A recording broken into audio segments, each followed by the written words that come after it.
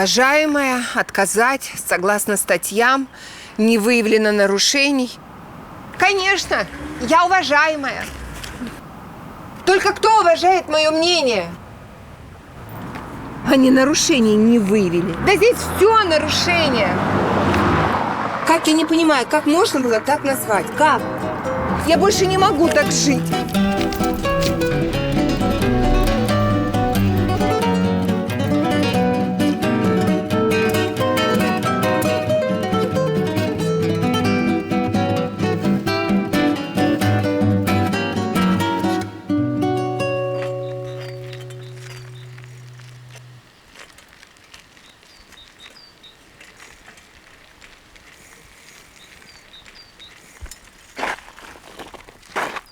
Что, опять отказали?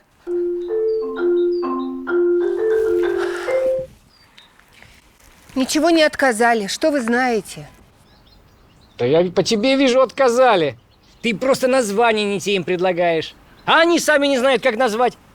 Давай, ты знаешь, что им предложи? Пусть будет...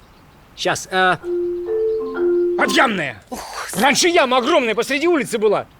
Или нет, безямная. Яму потом засыпали. Да ладно, ладно, подожди. Сейчас точно серьезное будет. Вот тебе точно понравится. Давай. Улица имени всех царей. Как тебе? Да, Иди ты. Ничего смешного. А затем...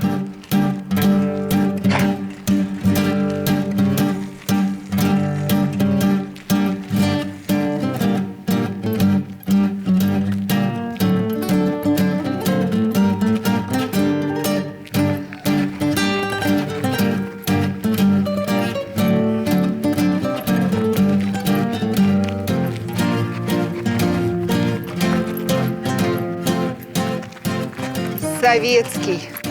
Вот они, ваши советы, досоветовались, а? Разруха.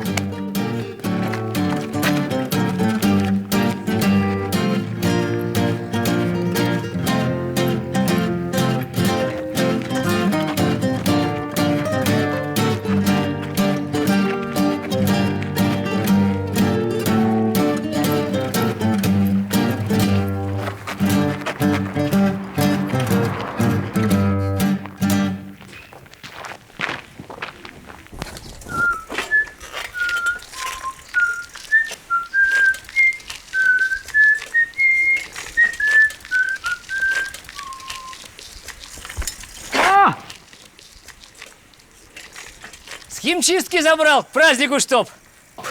Какие праздники? Праздники-то уже все прошли. Ты как? Успела пионеркой-то побыть? Я? Я? Ты! Нет. А я успел и горжусь. Взвейтесь кострами синие ночи. А почему в химчистке? Ты что, сам постирать не мог? Так постирал в прошлый раз, только намочила там. Лицо проступило. Какое лицо? Лицо! И главное, смотрит так на меня, как живой.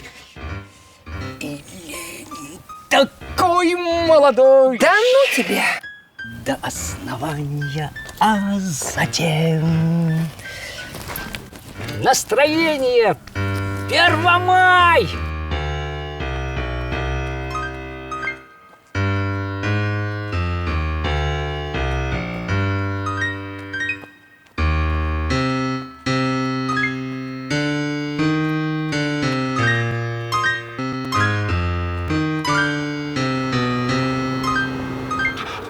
Ну, хотя бы так. Ну что, съели? Уважаемая. Конечно, я уважаемая. И дом у меня с этим, с ятем.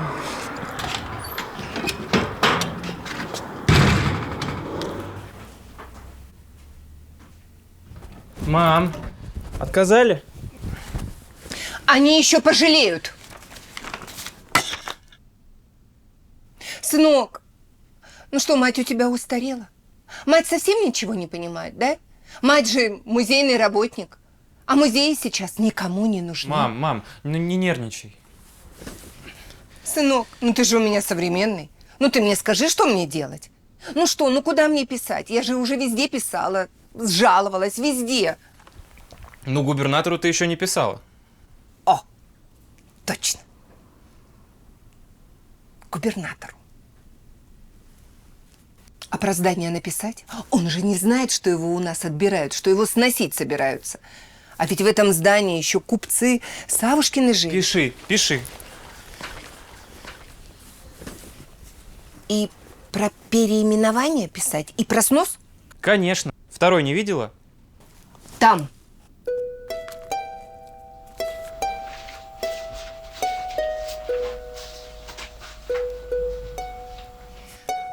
Уважаемый. Нет. Глубоко уважаемый.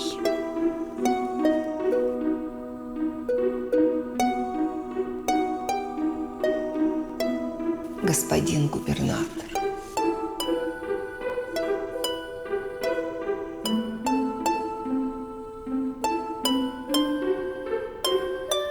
Мам!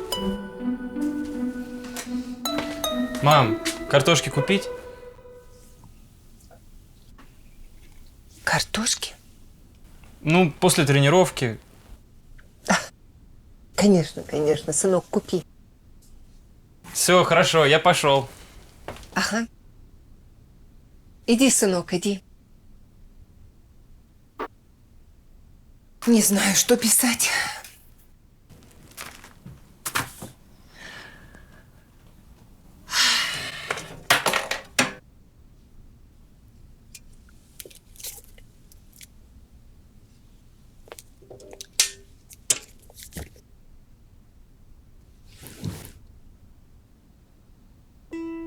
Графиня вздохнула.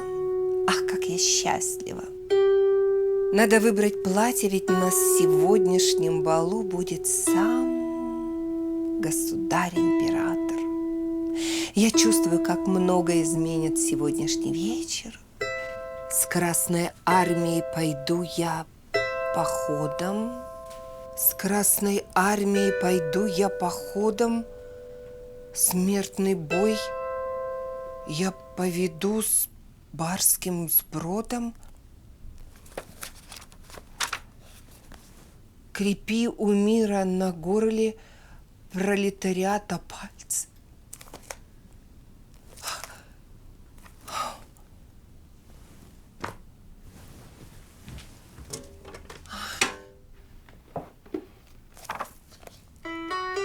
Ешь ананасы, рябчиков жуй, день твой последний, приходит буржуй. Господи, я что, сплю, что ли?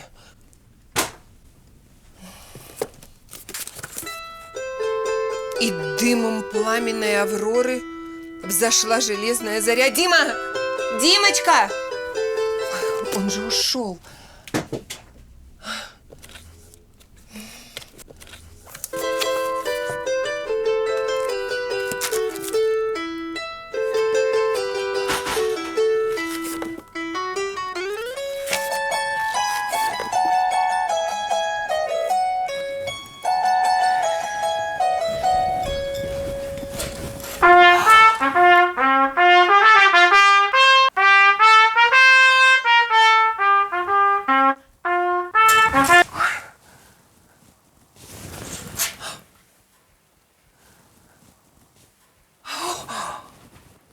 О, Господи!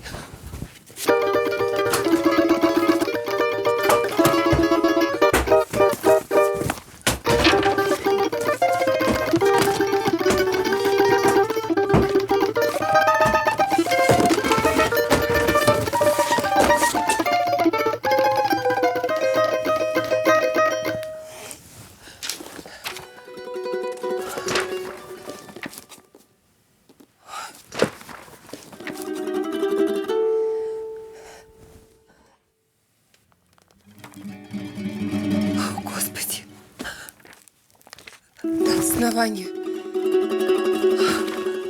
До основания, а затем... Я сейчас с ума сойду.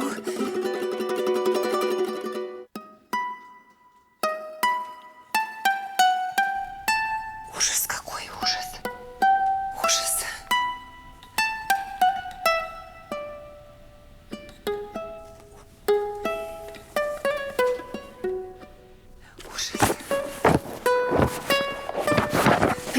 основания, а затем до основания, а затем до основания, затем...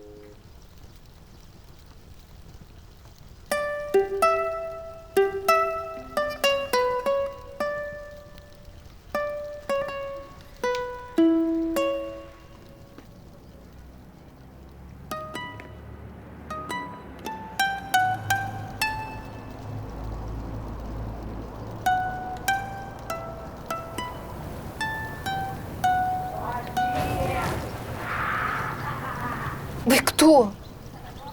Кто я? Философский вопрос. Человек. Вы что здесь делаете? Вы как сюда попали? Ворота-то закрыты?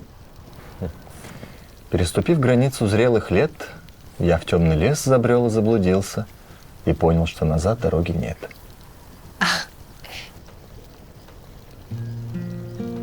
Вы поэт? Я? Нет. Данте Алигьери, да. Понимаю. Божественная комедия. Да. А вы, наверное, только что с дороги? Ну, можно и так сказать.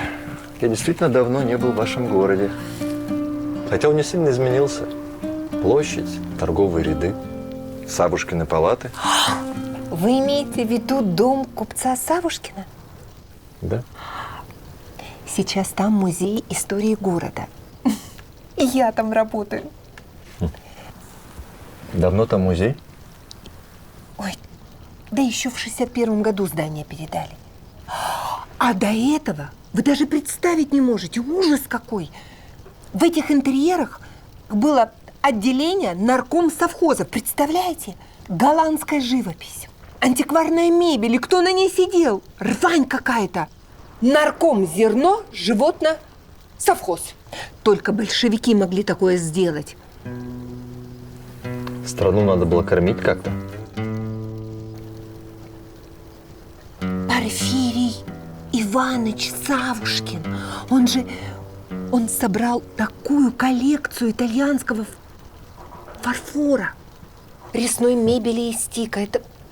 Это был потрясающий человек, добрейший, умнейший, щедрый. Порфирий Иванович Савушкин и 3 его сына были известны далеко за пределами вашего города. У него больше 3 лет никто не работал. Почему? Либо сбегали, либо забивал работников до смерти. Бил сам. Был очень сильным человеком, рослым, дюжим. А сыновья его прославились тем, во что они батюшкин дом после его смерти превратили. Как вы говорите, голландская живопись. Вермеер, Клаас, Ван Рёздел. Философские пейзажи, библейские сюжеты, зашифрованные в бытовых сценках, остановившееся время. Библейские. А мебель, что там из тика, берите выше, из палисандра. Все проиграли, пожгли, разбили. Такие гульбища устраивали. Цыганки, вино рекой, чашки Каподемонте об стенку.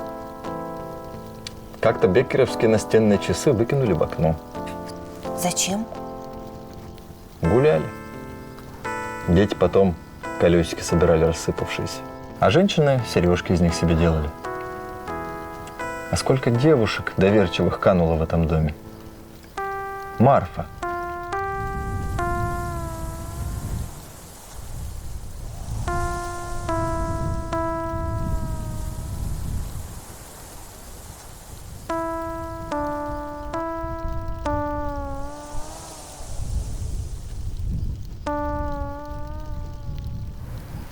Ваша прабабушка Марфа пропала, помните? А девочка годовалая выжила чудом. Это же... Это моя бабушка Маша. Ее мама пропала. Ее звали Марфа, да. Ой, вы так рассказываете, как будто бы сами это все видели. Вы историк? Ну, в каком-то смысле я принадлежу истории. А я вот... Я не историк, но я очень интересуюсь. Особенно историей императорского двора.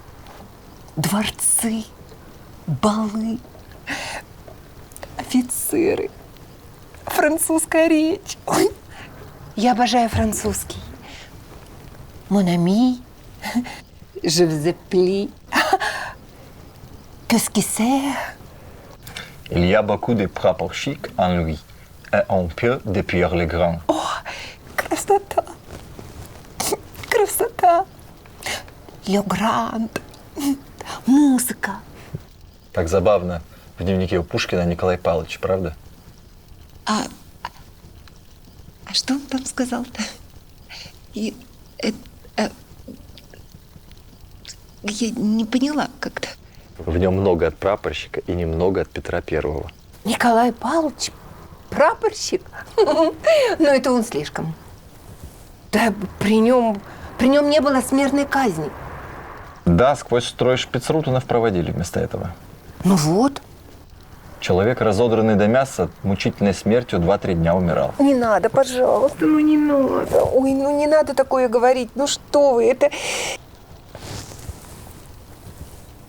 Вот. Это большевики всегда так говорили. Они людей пугали, дурили.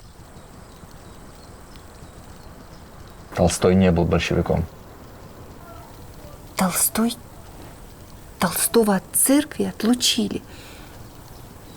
Просто так никого не отлучали.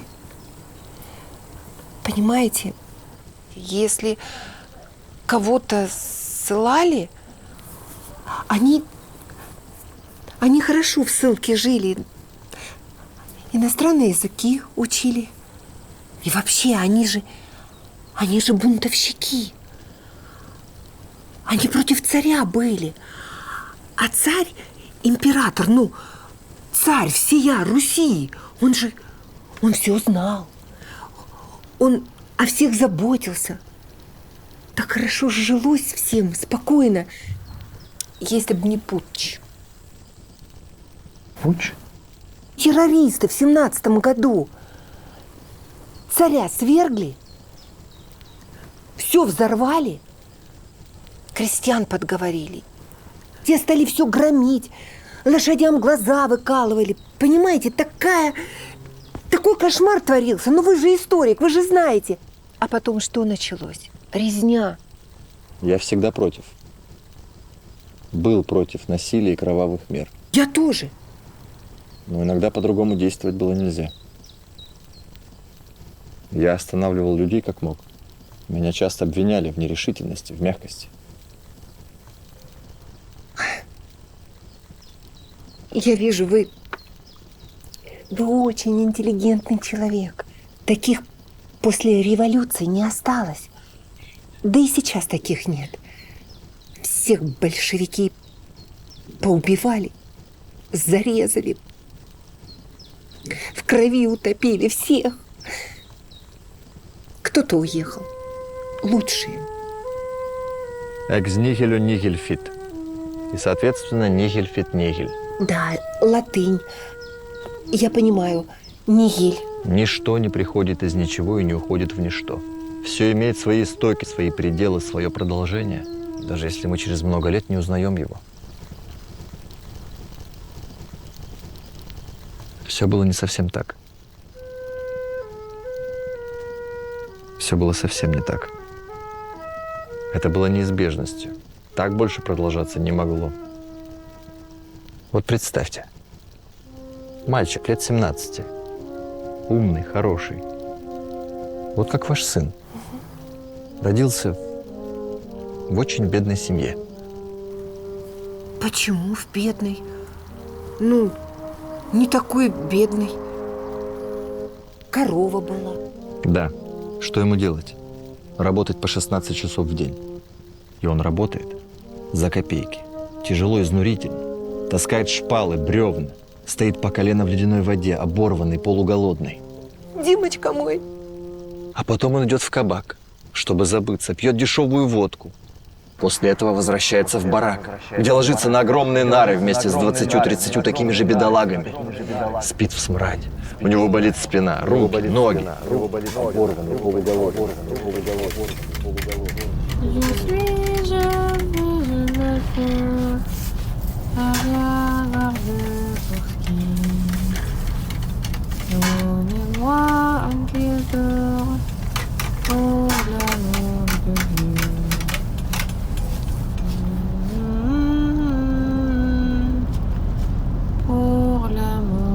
Что вы такое говорите?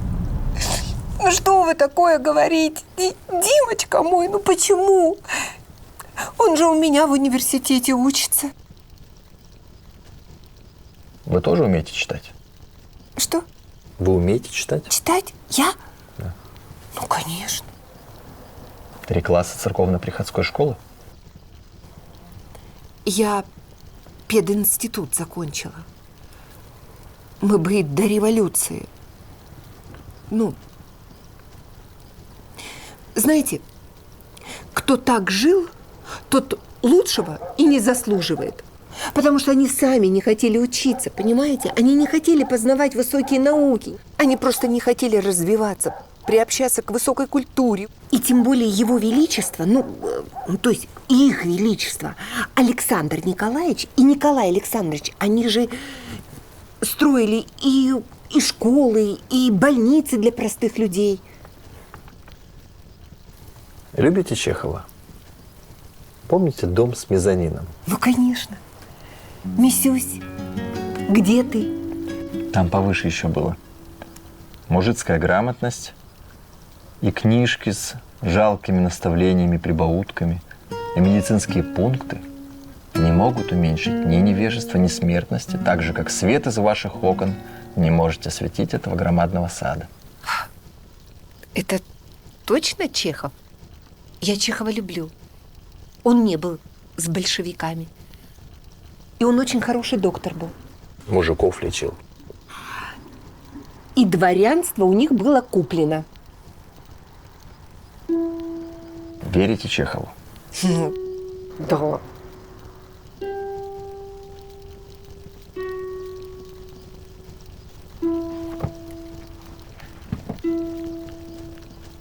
Голод, холод, животный страх.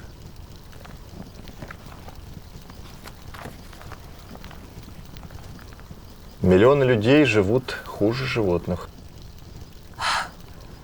И что с этим делать? То, что и было сделано.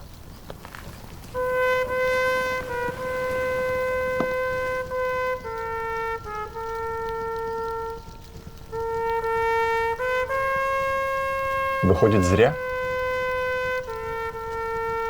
Или все-таки не зря?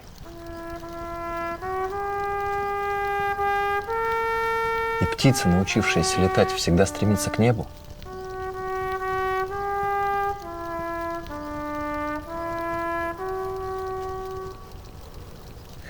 Знаете, наше здание собираются сносить. И на этом месте будет банк. Ну, перекрытия деревянные, трубы нельзя проводить. А музею дают одну комнату в полуподвале. Ну, комната, конечно, хорошая, большая, но рядом, за стенкой, фитнес-центр, там постоянно музыка. Если в одном месте столы из палисандра, в другом одни лапти на семью и селедка по праздникам. Не, у меня Димочка селедку не любит. Ой, боже. А знаете такой анекдот? Беседуют 2 барыни. И одна другой говорит: я слышала, рабочие в Петрограде бунтуют. У них нет хлеба. А другая отвечает: так если нет хлеба, пусть купят булки.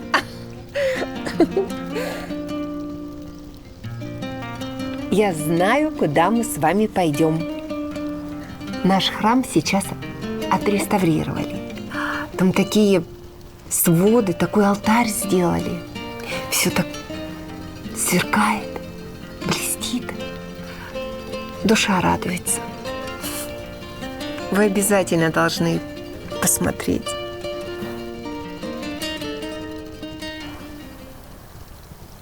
Мне нельзя в церковь. Почему? Я умер.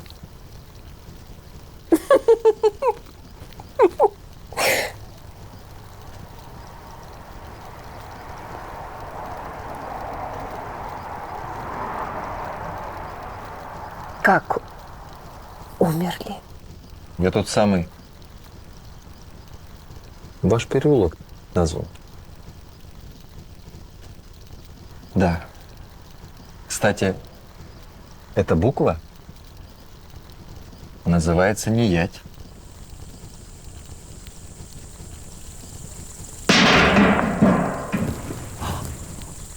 Ой.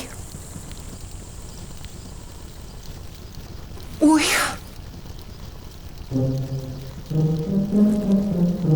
Вы сказали? Я не поняла. Ой. Вы тот самый? Ну как же? А где же вы? Как не ять? Мам, ты что делаешь? Ты чего? Я думаю, откуда такой запах? Ты зачем свои книги сожгла? Сынок, там... Ты понимаешь, там... Вот смотри, там все не то. Там все не то, сынок. Княгиня Вяземская окинула взором свой сад. Ах, сказала княгиня, грудь мою теснит предчувствие. Мам, что не так? Подожди, ну-ка дай-ка мне. Дай-ка. А ты другую посмотри. Мам, с тобой все хорошо? Ты не представляешь.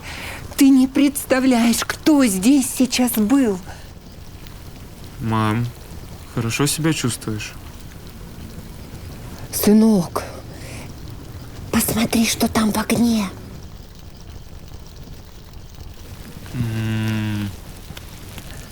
Книги горят. Да нет. Там ходит кто-то.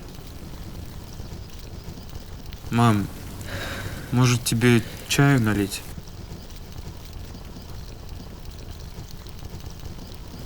Сынок, принеси еще там книги на нижней полке, пока огонь горит.